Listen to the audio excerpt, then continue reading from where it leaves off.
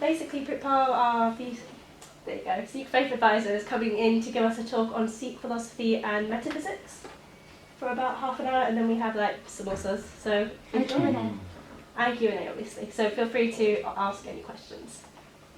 Very excited for the samosas. Very personally. Do you want to kill some lights as well? Maybe? Yeah. Why? चक्र चहन अर वर्ण जात अर पात नहीं जह रूप रंग अरेक पेख को कह न सकत कह अचल मूरत अनपव प्रकाश अमतोज कह जय कोट इंद्र इंद्रान साह साहान गुण जय त्रिपवन महीप सुर नर असुर नेत नेत बन तृण कहत त्व सर्वनाम कथय कवन कर्म नाम वर्णत सुमत गुर नानक गोविंद गुर जा सम और न कोय अब बंधन पद कमल तिन जोर सदा कर दोय सलोक ज्ञान अंजन गुर दिया अज्ञान अंधेर विनाश हर कृपा ते संत भेटिया नानक मन परगास दोहरा मूक उचरै शास्त्र खट पिंग गिरन चढ़ जाए अंत लखै बधरो सुनै जो काल कृपा कराए वाहिगुरु जी का खालसा वाहिगुरु जी की फतेह. Firstly, just to say then thank you to everyone for coming. I was involved in the Sikh Society scene myself back in the day when I was at university. I know there's always that last minute mad rush about you put the events on, you never know who's going to turn up, right? But it's really good to see a room full of people. I say see a room full of people, but it's very dark in here, so I can't really see any of you right now. But thanks to you all for coming. And thank you to the Sikh committee as well for having me here today. They had been asking me for a really long time to come and do something, and it's always so long I can make excuses, right? And then my excuses run out. But I'm really glad to be here. I'm really, really glad and happy to be here. Firstly, I guess particularly because Bradford is my hometown. I was born here, grew up here, moved away for a while, did all my university down south, and then came back up. I live in Leeds now, but I still consider this place home. And secondly, because I already volunteer here with the university, so I'm the university's Sikh faith advisor.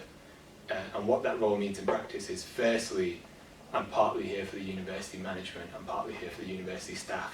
So if they ever have any questions about Sikh faith, Sikh practice, or if there are ever any university policies that need a faith perspective, then I'm here, they'll come to me to give the kind of Sikh perspective on that. So firstly, I'm here for university management staff. Secondly, I'm here for students as well, so my contact details are listed on the University of Bradford website, and I'm here for any sort of kind of confidential, I don't know what you call it, like spiritual guidance or counselling or whatever you might want to call that thing, but that's what I'm kind of here to do. And typically a couple of people will reach out to me on an annual basis, and we'll kind of do some kind of confidential, often anonymous type stuff. I'm here to help out essentially. So yeah, so really happy to be supporting the Sikh Society in their regular series of events. Broadly, the things I'm going to cover today, I'm going to talk for about half an hour. We'll see if I get to half an hour. I may lose my voice after about 10 minutes, and then we can just have some musty and go home.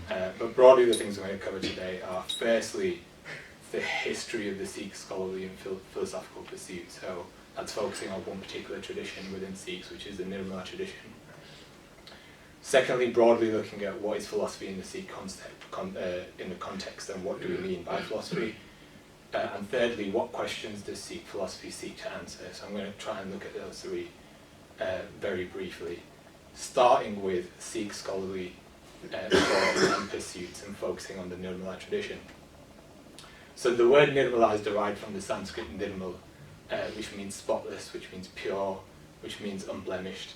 And that is the name of an order which is historically deemed to have been started by the 10th Guru. And it's an order that's primarily engaged in the study of Gurbani, the study of ancient Indian philosophical texts that predate Gurbani, and then writing translations and commentaries on all of those. But the question is why? Why did Guru Gobind Singh Ji start this order off? Guru Gobind Singh Ji wanted his followers not only to train in the arts of warfare, not only to train in the arts of music, but also to cultivate poetry, cultivate literature, cultivate philosophy. We know that Guru Gobind Singh Ji kept 52 court poets who amassed this incredible library of works. And in the 1680s, Guru Gobind Singh Ji, a very young Guru Gobind Singh Ji, stayed in a place called Bonda, which is now known as Bonda Sahib, which is on the banks of the river Jamuna. And that period was really the start of the golden age of kind of Sikh literary pursuit. So that's when we first started translating a lot of the older texts from the original Sanskrit into Braj, into Punjabi, just in order to bring them within the easy reach of kind of the common people. Prior to that period, one of the people who used to do the translations and the Gatha within the Guru's Darbar was a Brahmin called Pandit Raghunath, and history lists him as kind of being an influential person in the Sikh Darbar at that time. The Guru once asked Pandit Raghunath to teach the Sikh Sanskrit themselves, so the Sikhs themselves could decipher all the old texts, and they wouldn't have to go through him. And the Pandit politely excused himself on the basis that Sanskrit is considered Dev Bhasha, the language of the gods, and only Brahmins were allowed to learn Sanskrit, whereas Sikhs were all considered low caste, so he refused to teach them essentially. As the story goes on, to counter that caste bias, Guru Gobind Singh Ji sent 5 Sikhs, namely Karam Singh, Veer Singh, Ganda Singh, Sena Singh and Ram Singh, and dressed them as sadhus. So you can see them here depicted on the left, dressed them as sadhus or even Brahmins, and sent them to Benares. So Benares is a city in North India, which is kind of the center of Indian philosophical or theological learning. Those 5 stayed there for 7 years and learned from a person called Pandit Satyanand, who taught them Sanskrit, who taught them all the classical Indic religious and philosophical texts, such as the Ved, Puran, Upanishad, etc. And then finally, after those 7 years, they returned to Sri Anandpur Sahib as accomplished scholars of classical Indian theology and philosophy. When they returned to Anandpur Sahib, they took Amrit, first and foremost, and they were given the title of Nirmalas, and they were put under the oversight of 2 of the original Panch Pyare, by Daya Singh and by Dharam Singh. And even to this day, any Nirmalas will trace their lineage back through either by Daya Singh or by Dharam Singh. I've actually got a picture here. I took this morning, so I'm going to apologise for the really bad quality of it. But this is from a Nirmala text called Sri Guru Giraratko, which is an absolutely wonderful text written in the 1800s by a prolific Nirmala Pandit Dara Singh Narottam. And it sets out essentially his lineage. So you can see at the bottom, well you probably can't see, but at the bottom you have Sri Guru Nanak Dev Ji Maharaj, Sri Guru Gobind Singh Ji Maharaj here. Then his particular lineage went through Daya Singh Pyara, so that's what that says here, Daya Singh Pyara, all the way through the likes of Karam Singh, Moh Singh, Pandit Gulab Singh, and just so many names of kind of prolific Sikh scholars there. I've spent a lot of my life just staring at this picture actually. It's just, I mean, it blows me away every single time. And I always sit there wondering what were each of these kind of individual people like. Like how amazing must they have been to have been captured in such a way. But this is a typical kind of Nirmala lineage, and as I say, even to this day, all Nirmalas will trace their lineage back to Guru Gobind Singh Ji through either Daya Singh Pyara or Bhai Singh Pyara. I also have a quote here, and this quote's from Kushwant Singh. The reason I put this in is because Kushwant Singh is regarded as quite a kind of mainstream, common, modern historian, and this is from his text, The History of the Sikhs. I'm just going to read this out. So the 12 years at Anandpur, this is the 12 years after the Nirmalas came back from Benares.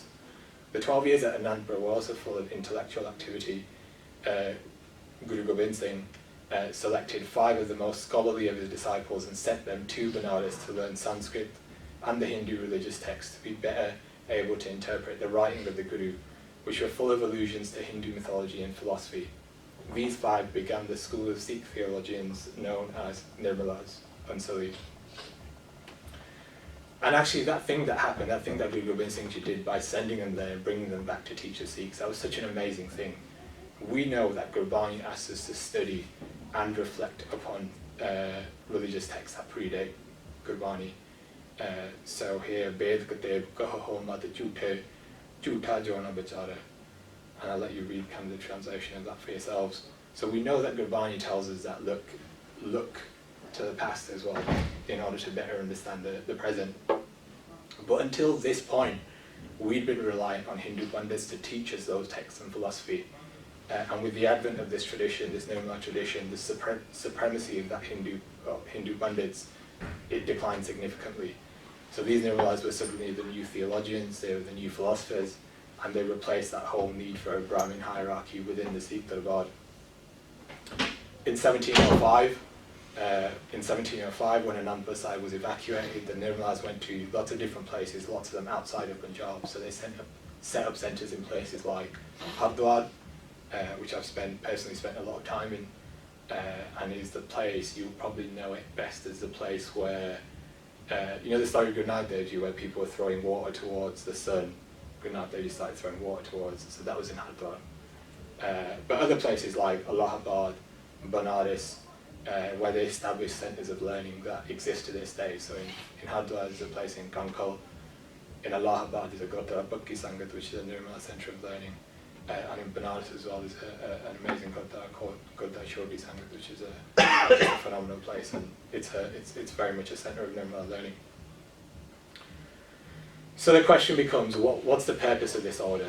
If I can kind of just wrap up on this. One of the most prolific early Nirmalas was a person called Pandit Gulab Singh. And I quoted one of his writings at the start in the invocation. His teacher was a Pandit Man Singh, who actually learned directly from the very first Nirmalas, so he learned directly from the 10th Guru as well. Pandit Gulab Singh wrote a number of incredible philosophical texts, such as Barbod Chandra Nartak, Babra Samrit, Mokbant Prakash, and all of these seek to further expound and explore on concepts that are mentioned within Gurbani. In the last text, Mokbant Prakash, Pandit Gulab Singh says that Guru Gobind Singh Ji divided the Sikhs into two categories when he started the Nirmalas. Firstly, there were those that were predominantly warriors. We know them as Nahang Singhs.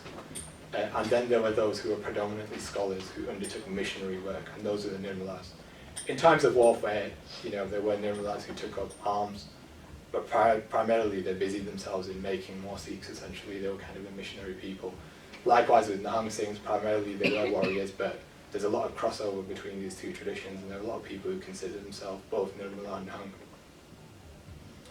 Nahang. Broadly, the Nirmalas today are split into two categories. So you have Virakt Nirmalas, so that means unattached, and they travel from place to place, village to village.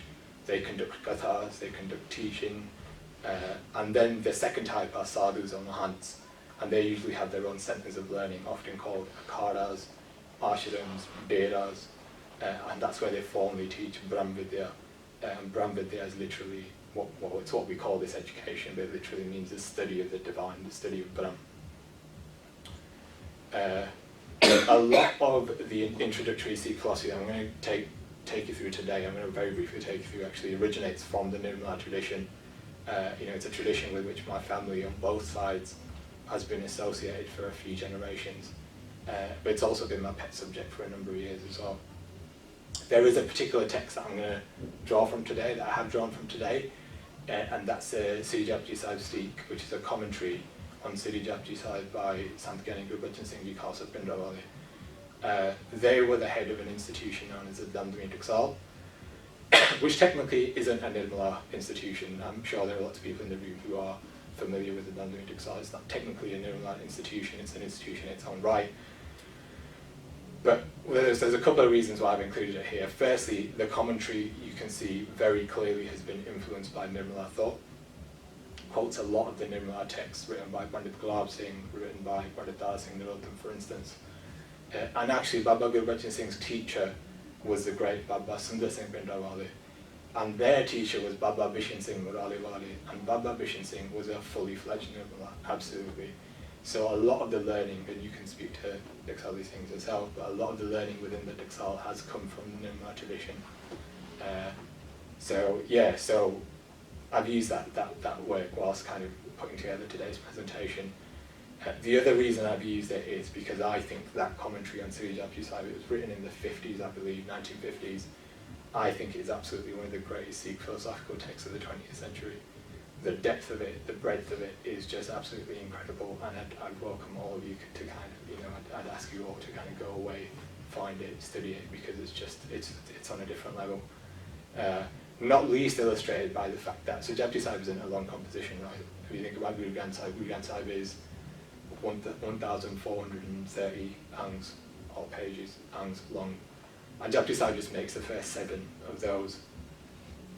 But this commentary on Japji Sahib is 804 pages long. It's like this, and it's just absolutely incredible. The depth of this thing is off the charts. So I'm gonna use some of that. The second thing I want to take you through, so what is philosophy in the Sikh context? What do I mean by philosophy?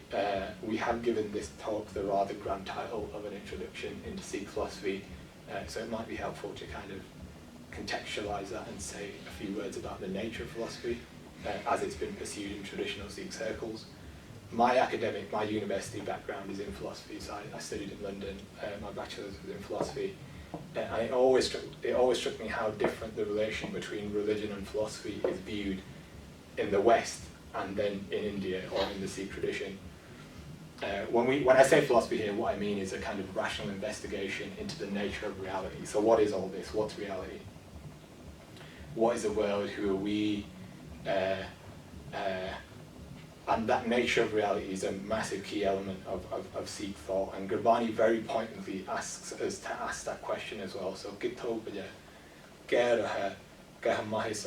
comes from Basant Ki War, and Gurbani often, it gives us the answers, but it tells us the questions to ask as well, and here very pointedly it's telling us to ask this kind of philosophical question.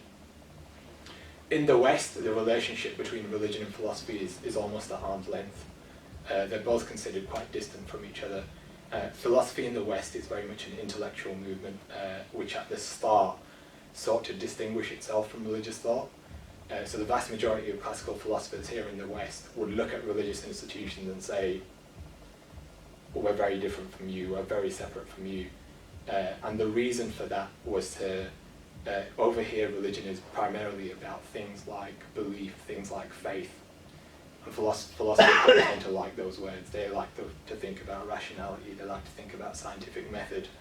And an argument that's often made by philosophers in the West, classical philosophers, was that you can have belief and faith in religion, but you're only going to see the results of that when you die. But if we sit here philosophizing about stuff when we kind of rationally think about stuff, we'll be able to figure things out now and we don't have to wait until we die. That's the argument that's made in the West. In India, however, and particularly in the Sikh tradition, it's very different. We never seek to divorce religion and philosophy, because if you do, there's a danger that philosophy just becomes this like intellectual pastime of people sat in coffee shops arguing about the nature of things. It's not really, there's no end to it, it's just a kind of a means to nowhere, right? So we don't divorce them, they're very much linked. And the other distinction between us and the West is that we argue, Sikhs and other Indian traditions argue that you don't have to wait till you die. You can see the fruits of philosophy as attainable in this life through what we call Jivan Mukti. So I'm sure there are people in the room who know that. Is anyone want to tell us what Jivan Mukti is?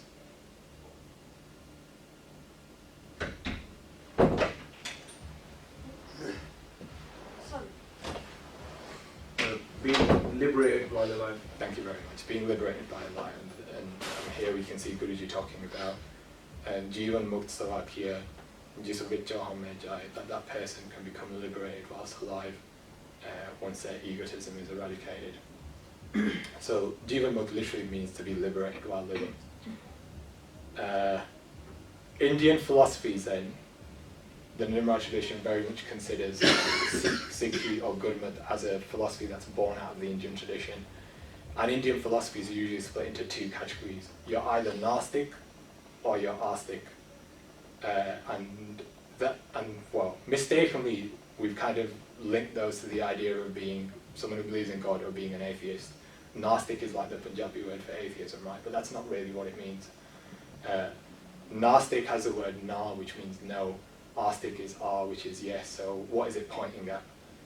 And the question that is being asked here is, are you for or against the Ved? In traditional Indian thought, you are either Gnostic, so you rejected the Ved entirely, or you were Astic and you accepted either all or parts of the Ved. So things, other traditions, Gnostic traditions are things like Buddhism, Jainism, who entirely reject the Veda. Astic traditions are those like Vedanta, Yoga, and so on. There are 6 in total. So the question becomes: Are we Astic or are we Gnostic? Which of these two do we fall into? And Sant Gani Guru Bachan Singh Ji Pindrawali, like all Nirmala institutions, maintain that Gurmat is Astic. So I'm just going to read this out here. There's a question. It's all in Punjabi, but I can translate it for you if I need me to. So Gurbani Veda ansar hai ke virudh hai. And the uttar, the answer at the bottom is Gurbani Swatantra hai. So Gurbani is individual. It's exempt, it's kind of separate to all of these. It's na Veda ansar hai, ate na hi virudh hai. It's not for the Veda and it's not against the Veda. Vedan da astik mat hai jithe, Vedan which is sach hai, the gyan da kathan hai, or Gurbani de ansar hai. So where the Veda talk about Asticism, where they talk about sach, then that agrees with Gurbani. क्योंकि गुरबानी दा मत भी आस्तिक है, इस करके गुरबानी वेदां दे विरुद्ध नहीं. So very clearly, Sant Guru Bachan Singh Pindrawali says that Gurbani is an or Gurmat is an Astic tradition. So we very much consider ourselves from that Indic, from that Vedic tradition. But we're also separate. We're Swatantra. We're not Hindus. That's very, very clear. Whilst we accept that there is truth in the Ved, for us, Sadguru and Gurbani is the authority above all. And that's what separates us from the main Hindu traditions. The goal of all Indian theological and philosophical traditions then is to answer a few core questions, and those questions are: what is the self? So what's Jiv? Jiv is the kind of physical self. Atma, we may know as the soul. What is the supreme being? So what's Paramatma? What is the world? What's Jagat? And then why are we here? So all of those individual traditions seek to answer these 4 main questions. Within the Ved are 4 Mahavaks. So these are great statements. Mahavak literally means great statement, that seek to answer these questions. All 4 of those are considered in line with Gurmat in the Nirmala tradition, and also in Sant Gani Guru Singh Ji Khalsa's Sri Guru Sri Japji Sahib. But our take on them is slightly unique. So I'm going to focus my intro on Sikh philosophy around these 4 Mahavaks. So they are, firstly, all this is Brahm. Well, I take from here. Firstly, Prajananam Brahm, all this is Brahm. So that's from the Rig Veda. Second one is Aham Brahmasmi, I am Brahm. The third is I am Atma Brahm, the Atma is Brahm. And the last one is Tattvam Asi, or that thou art. The question is, what is Brahm that's referred to in here then? And Dr. Baisat Bhai Singh in his Sri Guru Granth Sahib Ghosh, which is a glossary of Gurbani terms, describes Brahm as Satchitanand Sarup, Karna da Karan, जो सृष्टि का एक रस रहने वाला मूल कारण है, जिस तो सब कुछ प्रकाश पांदा है, अकाल पुरख Waheguru.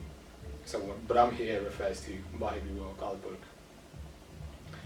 Atma in these statements we can broadly take to mean soul, right? So I'm going to talk to each of these in turn. So firstly, all this is Brahm.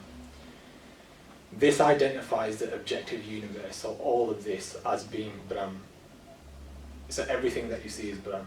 And that's quite a departure from the mainstream Judeo-Christian view that exists in the West. For us, God isn't just the thing that has created this, it's also the thing that all of this is made from.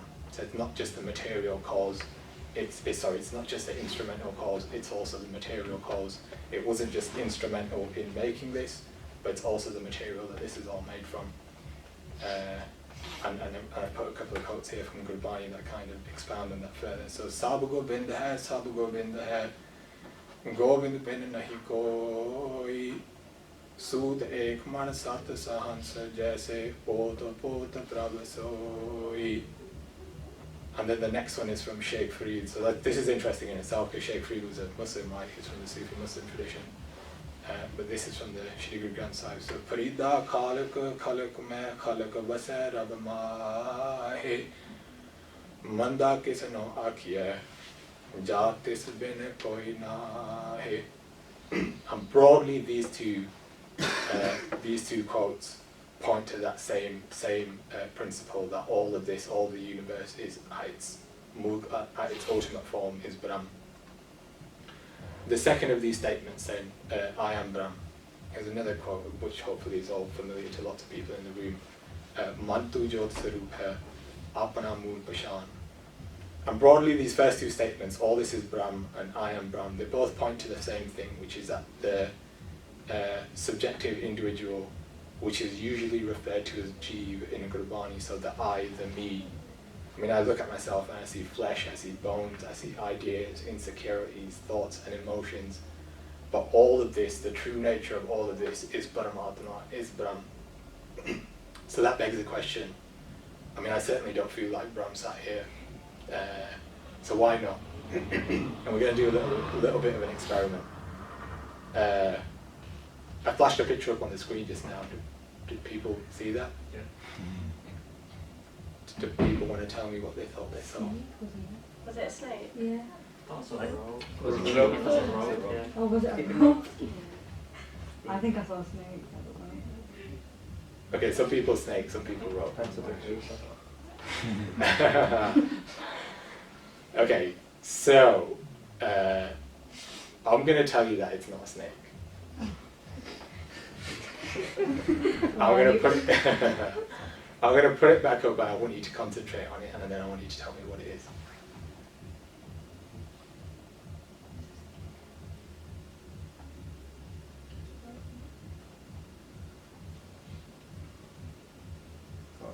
Is it an ace? I don't know. I want to say. Yeah, but it could be something. A rope? Has everyone agreed?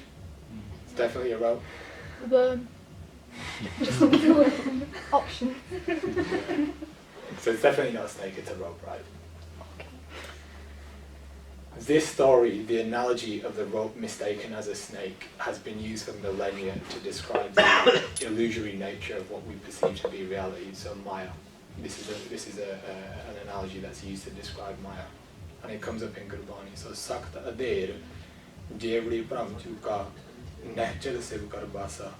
So I believe that's by Bhagavad Gita. You can read the translation for yourselves. Give you a second to do that. Can everyone at the back see that?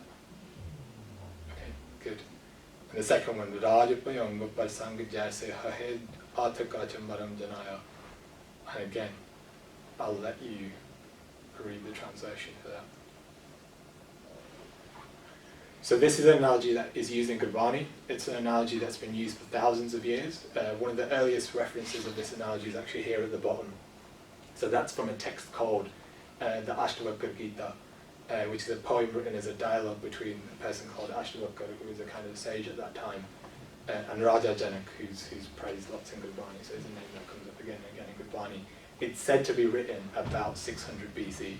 So we're talking back in the day, right? This is 2,500 years ago.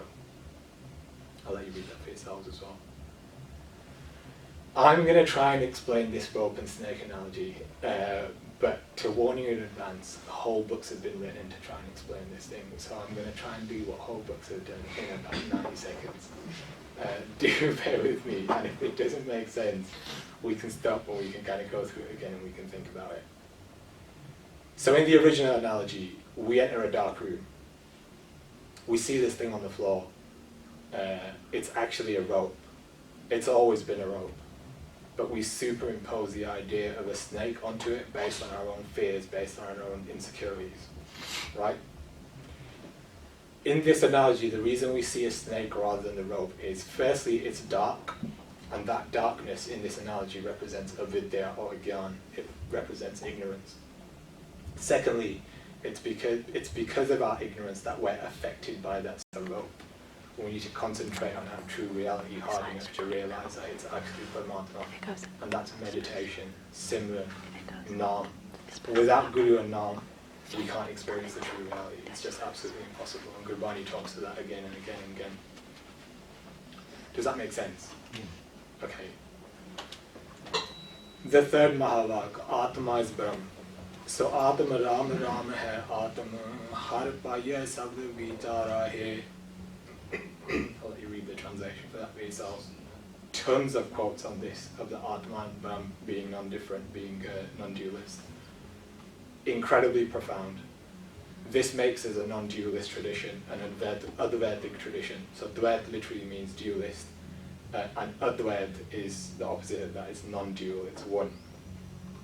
And again, so this is from Sant Gyani Guru Singh Kasa Pindawale. So it says, the question here is, Satguru Maharaj Ji da Dvaita mat hai ke Advaita mat hai? So is the philosophy of Satguru dualist or is it non-dualist? And the answer, the uttar is, Satguru Nanak Ji da Advaita mat hai.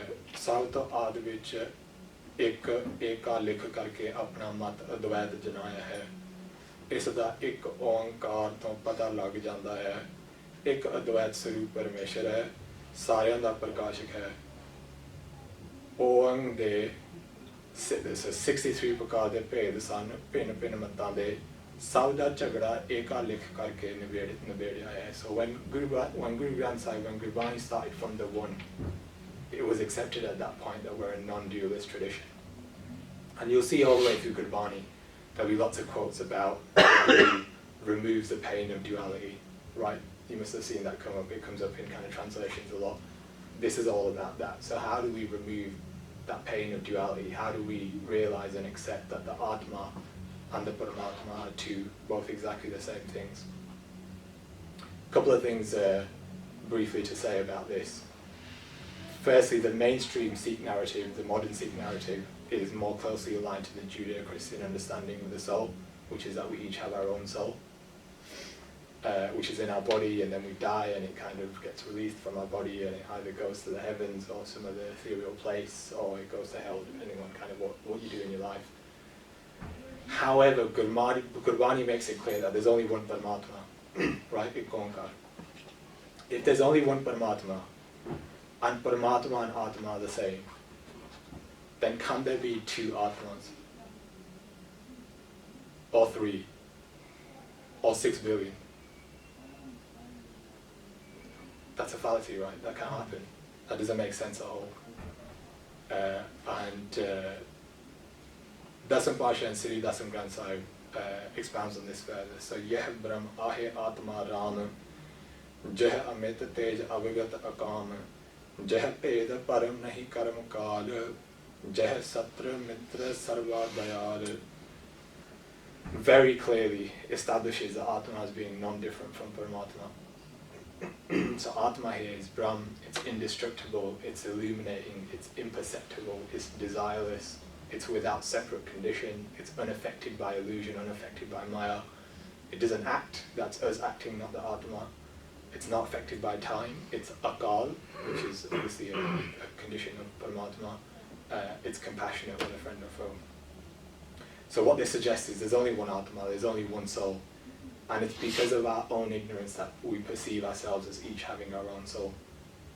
Another quote here, Har Atmaram Pasarya Swami, Sarvarahya Parapure. This is actually from Lama, so some of you may recognize that last quote. Then the question becomes, why do we perceive as all having our individual soul? And one of the explanations of why we perceive each other as having our individual souls has been put forward by a very famous Nirmala scholar called Pritpal Singh. And he puts forward what he calls the theory of reflection, Pratibhimbad. And that postulates that our individual selves and the whole world exist as reflections in Maya of Brahm. So you have Brahm here, and the reflection of Brahm we're seeing looks like we're all individual. And there's a famous analogy of this in Gurbani actually. So Mahalla Panjwa, this comes in Marula, Mahalla Panjwa, Habisamani Jyota, Jo Jal Katau Chandrama Paragadathya Ab Nanaka Mastaka Likhya. Really, really, really important analogy here. And I'm gonna try and explain this. Could you pass us that stack of cups? Can you pass those forward? Let me try and bring this to life a little bit. So read that translation again. Read the line again. Habsamani Jyota, Jo Jal Katau Chandrama, Pargatatiya Ab, Nanak Mastak Likhya. The first line is very important. I'm going to take you through that. So the moon here is Paramatma. Let's take the moon to mean Paramatma. The cups or the pots are all of us. We're all these individual cups. All of us in the room. I can't line 6 billion of these up. If I could, I would. That's all of us. Each of these are filled with water, and that water is ignorance or avidya. In the reflection of avidya, in the reflection of ignorance, if we looked into each one of these cups, we'd see the moon, right, reflected in each one. We might mistakenly understand that as meaning there are all these different moons, right? There's a different one being reflected in all of these. But the reality, and this is how Pritpal Singh explains it, the reality is that there is only one moon. And the way to realize that is either we pour out the water, which is avidya or ignorance, so the Guru comes along, pours the water out, or you destroy the cup. And that destroying the cup is disassociating ourselves from our physical self, and that comes through meditation, it comes through seva. So really, really, really important analogy that's used in Gurbani and expounded on in the Nirmala tradition. The final Mahavak is that art, which is quite, I mean, it's a bit Victorian. Really what it means is you're it, but I didn't want to put you're it because it sounds like you're playing like tag with someone, right? So I've left that up there. And this is really the conclusion of the previous four Mahavak. So what this says is, firstly, Paramatma is we've accepted. Paramatma is not just the creator, but it's the stuff that all of the creation is made from. Secondly, what we perceive to be our own physical self is in reality just Paramatma. Thirdly, what we perceive to be the individual soul is just the one Nirgun Nirankar, Paramatma. And the end point of all of this then becomes it's just Paramatma, that thou art. And this is very much the logical conclusion of this. And Gurbani also says this. So Ape Rachana Rachai, Ape hi Palya Sabukisha, Ape Apa Beyanta Aparya. That's from Sri Guru Granth Sahib. And also from Shri Dasam Granth. Garata Karima Soi Raja Karahima Oi Gusarona Peda Kodi Pula Pramamanabo. Eka hi ki seva sabha hi ko Guradeva, eka hi sarupa sabha, eka jota janabo. Vaheguru Ji ka khalsa, Vaheguru Ji ki fateh. I'm going to stop there, and I'm going to open it up for questions. If you can put a little light on it, I guess, if you want. I'm going to open it up for questions. It's just to say from my perspective, you know, we've kind of been battling about how detailed we were going to make this one. I had a crisis of confidence yesterday, and I'm desperately messaging Amrit here at the front about what I should and shouldn't include. So we've kind of, what I've kept this for is like a very, very simple beginners, hopefully, introduction to some of these thoughts, some of these concepts. But I mean, I've had to simplify it a lot, so you know, if people are interested, perhaps we could come back and do a little bit more and expand and stuff. But yeah, I mean, I'd like to open up the room for questions, if that's okay.